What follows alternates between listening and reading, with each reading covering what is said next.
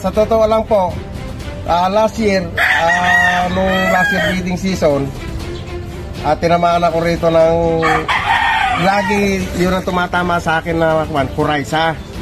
Ngayon, sari-saring gamot na ginamit ko, may wala, ayaw nang gumana, hindi na pinakikinggan ng mga manok. Hanggang sa isang pagkakataon, napunta ako sa poultry farm, nagtanong ako, ala na baka akong kuya na ibang mas magaling pa kaya rito sa subukan mo ika yung guaya penicol. Baka ako pares lang din ka ako nung iba yan. Hindi, subukan mo ika. Okay po, bumili po ako ng 5 piraso lang. Uwi ako sa bahay, hindi ko pinakain yung mga alaga ko na may tama. Tama po.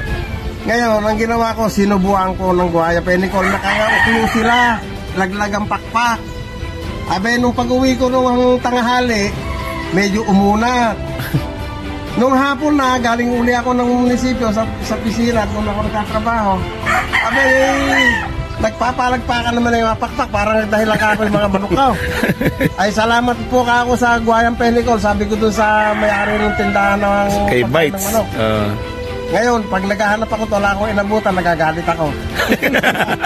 Salamat to. Salamat Kuya Boy sa maiksing mensahe. Tangkilikin nyo po at talagang mahusay. Kit Cobra po. Kit Cobra. Gawa ng Kit Cobra. Salamat po Kuya Boy ha. Maniwala po kayo sa akin at nasubukan ko na 100%. God bless po. Mabuhay po kayo ha. Maraming salamat. Maraming salamat din po.